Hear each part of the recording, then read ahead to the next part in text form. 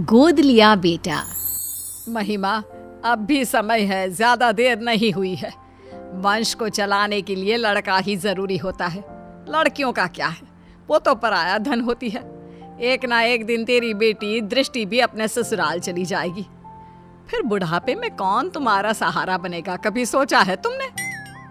Mummy जी, मैं आपकी बात समझ रही हूँ, लेकिन किसी दूसरे के बेटे को हम कैसे अपना लें भला? जिस किसी भी बच्चे को हम गोद लेंगे उसकी रगों में तो किसी दूसरे का ही खून होगा ना, और मैं दूसरे के बच्चे को पाल नहीं सकती। हाँ माँ, महिमा ठीक कह रही है। वैसे भी दृष्टि अब 8 साल की हो चुकी है, सब समझने लगी है वो भी। अगर हम बच्चा गोद ले भी लेते हैं तो हो सकता है कि कल को वो भी उस बच्चे को एक्सेप्ट ना कर पाए। अरे वो सब तुम समय पर छोड़ दो, समय के साथ साथ उसे भी सब समझ में आ जाएगा। वसुंधरा अपनी बेटी बहू को रोजाना यही बात बोलती, जिसे गिरीश और महिमा नजरअंदाज करते रहते। फिर एक दिन, तुम लोगों को पता है वो जो हमारे पड़ोस में विमला रहती थी ना, जिसकी सिर्फ 2 बेटियां थी, आज उसकी बंद कमरे में लाश मिली है। जानती हो, उसकी सास ने भी उसे समझाने की बहुत कोशिश की थी कि किसी लड़के को गोद ले आए, लेकिन उसने अपनी सास की एक ना सुनी। और देखो, आज कंधा देने वाला भी कोई नहीं। वसुंधरा की इन बातों का गिरीश और महिमा पर इतना ज्यादा असर पड़ता है कि वो तुरंत ही बच्चे को गोद लेने का फैसला कर लेते हैं। तकरीबन 3 घंटे की प्रक्रिया के बाद गिरीश 6 साल के हर्ष को संग लेकर घर पहुंचता है। आप यही चाहती थी ना माँ कि हम एक लड़के को गोद ले आए? तो देखिए, ये रहा हमारा हर्ष। ये तो तुमने बहुत अच्छा किया बेटा। अब एक काम करते हैं, कल कुछ पंडितों को बुलाकर इसका शुद्धिकरण करा देते हैं। शुद्धिकरण? ये क्या होता है?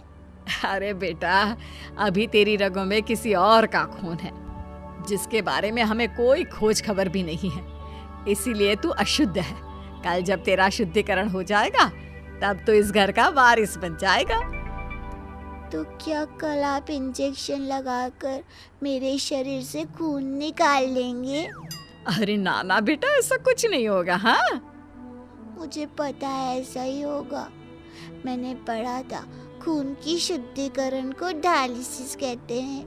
इसके जरिए जो हमारे शरीर में गंदा खून होता है वो निकाल देते हैं।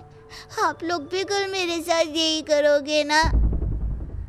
हर्ष के मुंह से इतनी छोटी सी उम्र में इतनी बड़ी बड़ी बातें सुनकर सभी दंग रह जाते हैं। आप कहाँ से लाए हो इस बच्चे को, जो इस उम्र में इतनी बड़ी बड़ी बातें कर रहा है? कहा था ना कोई मासूम सा बच्चा लाना। महिमा, यह अभी सिर्फ 6 साल का है।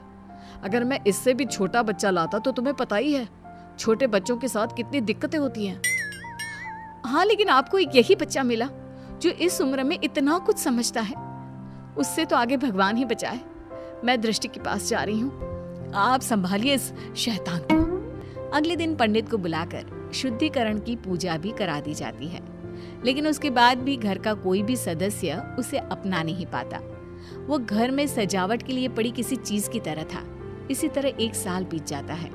समय के साथ साथ हर्ष को भी अपनी और सौतेले में फर्क समझ आ जाता है। अब दृष्टि 9 की और हर्ष 7 साल का हो चुका होता है। दृष्टि बेटा, मैंने तुम्हारे लिए एक साइकिल खरीदी है। अब तुम्हें स्कूल बस से जाने की कोई जरूरत नहीं है। थैंक यू पापा। पापा, मेरे लिए भी आप एक साइकिल खरीद लीजिए। स्कूल बहुत दूर है, मैं आने जाने में थक जाता हूँ। अगर स्कूल इतना ही दूर है तो कल से जाने की कोई जरूरत नहीं है, घर पर बैठ जा। मेरे पास इतने पैसे नहीं कि अब तुझे भी साइकिल खरीद कर दे सकूं। हर्ष मुंह लटकाकर वहां से चला जाता है।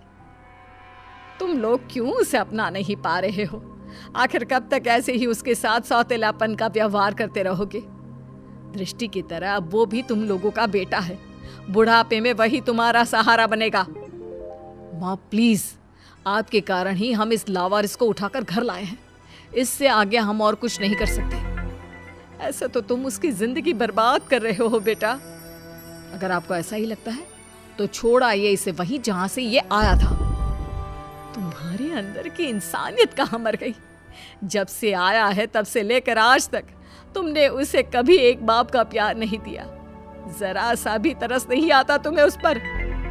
माँ प्लीज, ये सब बातें आप मुझसे ना ही करो तो बेहतर होगा।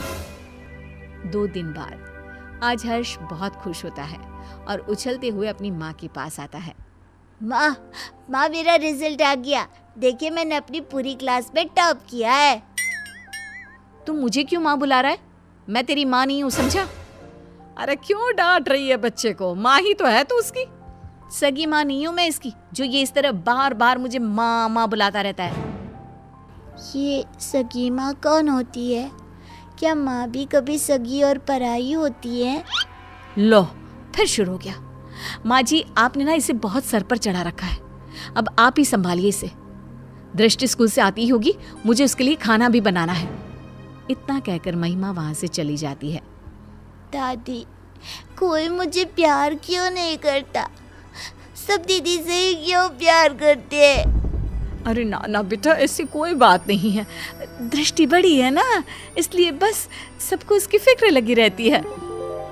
फिक्र और प्यार दोनों में अंतर होता है दादी। मम्मी पापा ना तो मेरी फिक्र करते हैं और ना ही मुझसे प्यार।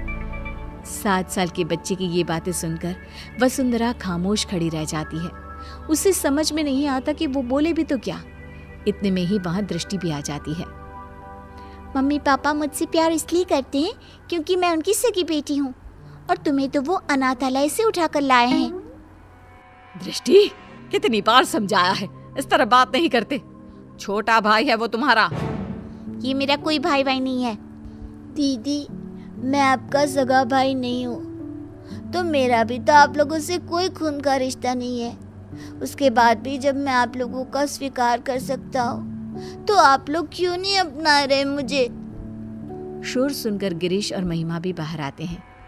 इतना शोर क्यों हो रहा है यहाँ? क्या चल रहा है ये सब? देखिए ना पापा इस लड़की को। क्यों रे हर्ष, आप कौन सा ज्ञान झाड़ रहा है तू? मैंने तो बस छोटा सा सवाल ही पूछा था दीदी से। अगर उनके लिए मैं कोई गैर हूँ, तो आप कौन से मेरे सगे हैं? उसके बाद भी जब मैं आपको अपने जन्मदाता की जगह दे सकता हूँ, तो आप लोग ऐसा क्यों नहीं कर सकते? हर्ष के इन सवालों से पूरे घर में सन्नाटा छा जाता है। वसुंधरा अपने आंसू पोंछते हुए गिरीश और महिमा से सवाल करती है। अब क्यों चुप हो तुम लोग? जवाब दो ना इस बच्चे के सवाल का। हर्ष के सवालों का किसी के पास कोई जवाब नहीं होता। गिरीश और महिमा बिना कुछ बोले अपने रूम की तरफ चले जाते हैं।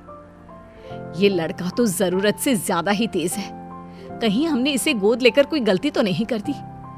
अगर ऐसा ही रहा तब तो ये हमारी बेटी का हक छीन लेगा और पूरी प्रॉपर्टी हड़प लेगा। तुम सही बोल रही हो महिमा। हमें जल्दी से इस लड़के का कुछ करना होगा। ये हमारी बेटी के लिए खतरा हो सकता है। अगले दिन, हर्ष बेटा कहाँ हो? चलो आज हम तुम्हें कहीं बाहर घुमाने ले चलते हैं। सच में माँ, हम घूमने जा रहे हैं? हाँ बेटा, अब जल्दी से तैयार होकर आ जाओ। हर्ष भागते हुए अपने रूम में तैयार होने जाता है। थोड़ी देर बाद वो तैयार होकर बाहर आता है, जहाँ गिरीश और महिमा उसका इंतजार कर रहे होते हैं। मम्मी पापा, हम कहाँ जा रहे हैं? आज हम तुम्हें मेला दिखाने के लिए लेकर जा रहे हैं। कल तुम्हारे सवालों ने हमारी आंखें खोल दी, इसलिए अब हम तुम्हें अपने सगे बेटे जितना ही प्यार देंगे। हर्ष ये सब सुनकर बेहद खुश हो जाता है। उसे लगने लगता है कि अब उसके बुरे दिन जा चुके हैं, लेकिन उसे कहाँ पता था कि उसकी किस्मत में आखिर आगे क्या लिखा है। वे सब मेले में पहुंच जाते हैं। हर्ष बेटा, झूला झूलोगे? हाँ मम्मा, मुझे झूला झूलना बहुत पसंद है। ठीक है, तुम जाकर झूला झूल लो, हम लोग तुम्हारा यहीं इंतजार करते हैं। हर्ष चला जाता है। यही अच्छा समय है, अब हम घर चलते हैं, इसका काम तो हो गया। सही कहा तुमने, मेला घर से इतना दूर है कि ये वापस लौटकर कभी नहीं आ पाएगा। गिरीश और महिमा वहां से चले जाते हैं। हर्ष जब वापस लौटता है तो उसे वहां कोई नजर नहीं आता। वो पागलों की तरह अपने परिवार वालों को ढूंढता है। कुछ घंटे ढूंढने के बाद जब उसे कोई नहीं मिलता तो उसे सब समझ आ जाता है। अब वो करता भी तो क्या? न घर का पता मालूम था, ना ही कोई फोन नंबर। थक हार कर वो वहीं बैठ जाता है। तुम दोनों तो हर्ष को मेले पर लेकर गए थे ना, इतनी जल्दी वापस आ गए? और हर्ष कहाँ है? कहीं नजर नहीं आ रहा।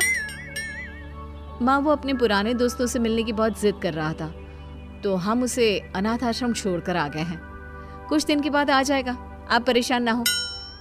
वसुंधरा को दाल में कुछ गड़बड़ लगती है, लेकिन वो कुछ नहीं कहती और सीधे अपने रूम में चली जाती है।